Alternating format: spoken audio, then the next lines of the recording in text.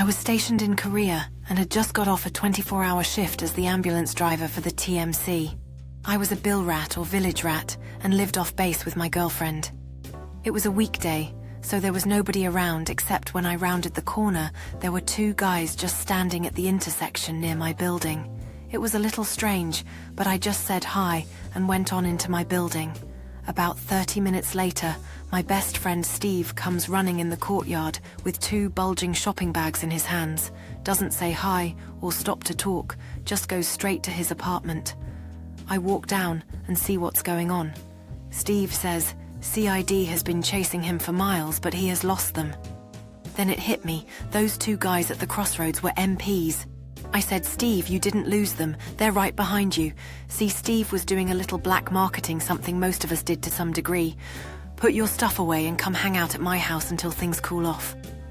At that moment, Mama-san walked in and Steve said, no, I'll finish up quick and get it over with. I said, okay, but I'm leaving.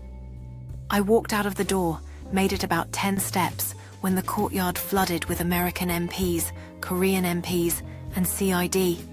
A particularly large MP threw me against the wall and shouted, "Where do you belong?" I pointed to my apartment and the MP said, "Get in there." So I did. Steve was arrested for black marketing, but ultimately got off because no money was seen changing hands. He did get an Article 15 because he admitted he intended to black market. It goes to show you keep your mouth shut and listen to your friends. As I sat in my apartment, the eerie silence was broken only by the distant sirens and shouts echoing from the courtyard.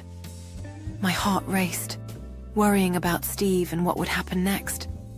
I recalled our conversations about staying under the radar, how even small missteps could lead to big trouble in this life we had chosen. Each second felt like an eternity as I paced back and forth, hoping that he would find a way to talk his way out of it. Suddenly, I heard footsteps approaching, and my breath caught in my throat, praying it wasn't the MPs coming for me too. Moments later, the door swung open, and in burst Steve, looking disheveled but relieved, waving his hands in excitement as he exclaimed that he managed to evade capture. Steve burst into the room with a wide grin, his excitement palpable as he animatedly recounted his narrow escape from the MPs, the thrill of adrenaline making his eyes shine. I stood there, a mix of relief and disbelief washing over me. I could hardly understand how he managed to slip through their fingers. "You should have seen me," he laughed. "They were right on my tail, but I ducked into an alley and lost them." We both knew how lucky he was, our routine lives now intertwined with the unpredictability of military life. As we shared a laugh, I glanced out the window to see officers patrolling the area under the dimming sky, their silhouettes casting ominous shadows. The reality of our situation settled in.